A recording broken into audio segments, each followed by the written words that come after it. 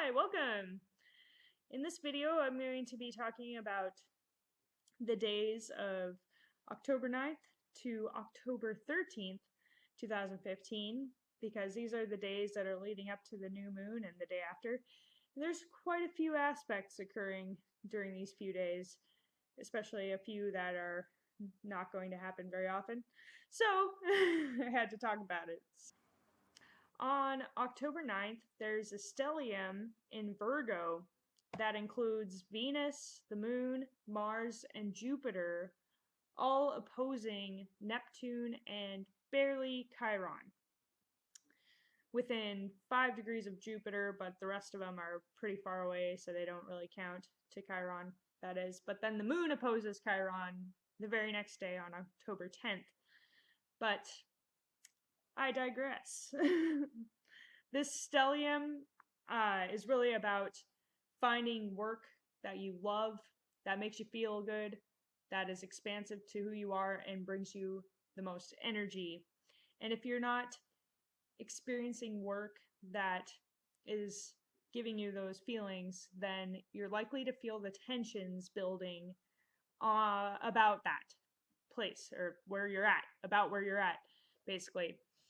And Neptune is going to be really calling forth for like a higher vision, and all of these planets being there in Virgo can help you to really start working towards that vision. And Jupiter, of course, will help you to, give you an expanded vision as well of what you can really do for work or what you wish to do to contribute in some way to the world. It could also even be a feeling of wanting a very expansive relationship, even, or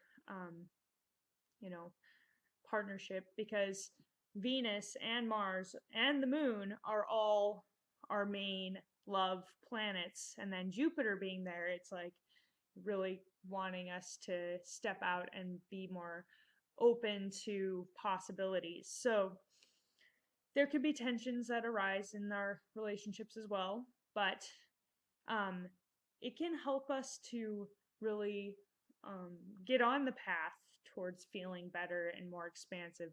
And Neptune, of course, is going to be maybe, bringing more of an idealistic view to us. And then when the moon is opposing Chiron, this is actually going to be bringing up some painful points and need to heal ourselves and to really heal the world, even, because, well, Pisces is about the world, and Virgo also wants to help heal the world as well. Virgo does it in a different way, of course, more leaning towards analyzing and critiquing and trying to guide people by letting them know what's wrong with them sometimes. But it is also just trying to help improve the world in some way, trying to bring that extra sense of discernment or sort of that sort of thing. And then Mercury also went to direct today in Libra on October 9th, that is. And what's interesting is that Venus just moved into Virgo the other day, so now they are in mutual reception, and it's possible that some criticisms have maybe been brought up in relationships, or even possibly just a need to open up your communication channels. And it may be a time to bring up some of the things that you don't like about your partner, but just make sure, well, actually, maybe it's not a good time to, in a way, because Mercury just went direct, so it could be taken the wrong way potentially. But if you're very tactful about it and very compassionate towards them, then you might be able to express a few things that you've been meaning to express that maybe can help the relationship to get back on track in a way where, if somebody's doing something wrong in the relationship and they just don't realize it, you can maybe point that out to them, and then hopefully things go better after that. Just be gentle is all I ask. All right. And then Mercury on the 10th, this is Mercury conjuncts the North Node in Libra. So a conversation about the relationship can really move you forward on a better path, which is really interesting right after what I just said. Because the North Node is all about moving towards our evolution and moving towards a more diplomatic approach and a peaceful approach being in Libra. So communicating can really bring you forward and help you to evolve the relationship and, uh, you know, make things better. And then Venus and Virgo squares Saturn and Sagittarius. So this is going to bring up some more tensions around relationships or even around work. And, Venus and Virgo is really going to be wanting to be very practical about things and really wanting to look at the details of things. And maybe it's getting a little bit nitpicky. Saturn and Sagittarius wants to look at a bigger picture, but Saturn is also somewhat limited in the way that it looks at that bigger picture. So it can actually kind of become rigid in some ways. But Saturn can also help to really bring out the underlying issues in some ways. Like, basically, what I mean by that is it'll put a lot of weight on you. So you have to really dig deep to figure out how to lighten the load sometimes. And the best way to lighten the load is just to be straight up honest and not beat around the bush too much, especially being in Sagittarius. Then, but also, you do want to watch out for being too critical and being mean. So, I don't even know right now. This combination doesn't seem very good, but maybe you can actually kind of come up with a bigger vision for your work and implement it easier because Venus is idealistic. So you're going to be wanting to do work that you love and that really resonates with your values. Saturn and Sagittarius, Saturn's very grounded. It's also about wanting to, make your mark on the world or really be, of the world of sorts, or in a way. And Sagittarius is also idealistic, very open to new possibilities and looking to the horizons, to new horizons, always looking to expand and grow and gain wider awareness. So this could actually be done in a positive way where you can really grow through a situation where you open up your mind more to the possibilities and can come up with an actual plan to implement your ideas. So, because Virgo's good at planning, and Saturn is good at really grounding things in and bringing things down to earth. Of course, Saturn might look at all the limitations at first, kind of bring up fears and that sort of thing. But if you're aware of that, then you can just be like, it's okay, Saturn, just kind of counteract that with that Sagittarian optimism. And you might be able to come up with a very good plan so that you can move forward with something that you wish to bring into the world. And yeah, honestly, with relationships, I mean, this could bring up some blocks and such that you need to figure out. But if you do, then the relationship can really move past those issues and get back to a state of expansive and loving and harmonious feelings. So yeah. And then on October 11th, the moon conjuncts the North Node and Mercury in Libra. So it's really going to just highlight the emotional aspect of the conversations that can help you to move towards a better state and something that's more in alignment with your evolutionary growth and your soul. So, soul conversations, really good heart to heart conversations and relationships could occur. And then Jupiter in Virgo trines Pluto in Capricorn. So, Pluto in Capricorn just went direct. So, it's been very or has it gone direct? I don't know, but in the last video I talked about it going direct, so I'm not sure when that happened exactly. But Pluto in Capricorn is going to be bringing up some old toxic energies that you haven't dealt with to be transformed. If you're able to really get to the core of an issue, Jupiter's going to help you to feel more expanded. And Jupiter is also going to be bringing the awareness to those darker places in cahoots with Pluto because they're trining. And what is amazing is during this transformative time, as you transform, you will feel lighter and more expansive and more capable of accomplishing what you wish to accomplish and feeling like you can do what you set out to do, because both Virgo and Capricorn are very ambitious and very much about worldly matters such as your work and career and daily responsibilities and your public standing and your health and everything like that. And that's another thing, is if you're able to reveal what's going on under the surface, then your health might do better as well. Because obviously if you have something under the surface that's causing you problems, then it's not very good for your health to have that be the case anyway. But Jupiter's gonna especially make it feel like a whole weight has been lifted and that you can just do anything. It just that's kind of the energy I'm getting out of that. And then the sun in Libra opposes Uranus and Aries.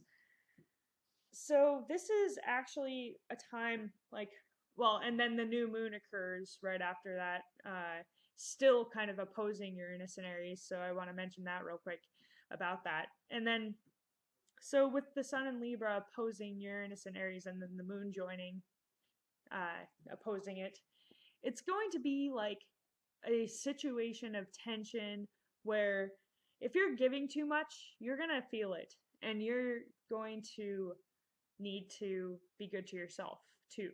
And Uranus and Aries is just really asking you to free yourself, be fully yourself, don't hold back, just be honest about your feelings and honest about who you are, and that will bring you freedom. The sun and the moon conjuncting, causing the new moon to be a new moon on October 12th at 5:05 p.m. by the way, Pacific Daylight Time, I think. 19 degrees 20 seconds of Libra. This new moon is really asking us to, of course, every new moon is really an alignment of our emotional selves with our actual selves, and whatever that entails. Sometimes it'll bring up some emotions for you that need to be resolved within yourself. Sometimes during the new moon, that's the case. And then that way you can really bring about new intentions with what you wish to do that is more in alignment with who you are. With it being in Libra, though, it is about other people in your life as well, and about relationships, and also seeking feelings of harmony. And I honestly think that during this new moon, the best way to find harmony is by looking within yourself and finding peace within yourself, and then being able to be at peace with other people as you come into your own sense of peace. Because that's honestly the best way to come into peace, is by going within yourself and finding it within yourself. And so I think that's what it's really calling for, even though I know it's kind of weird because it being in Libra, you'd think that it would really put more focus on other people, and it might, and that's why there's probably a tension going on. While the opposition to Uranus is really going to be bringing up that tension between whether you should be there for other people or be there for yourself more. And Libra is always needing a balance there, Libras can be overgiving at times and can kind of sacrifice themselves. They're not as bad as Pisces quite, but they do have that tendency to, they care about how other people are feeling quite a bit because they can feel what other people are feeling.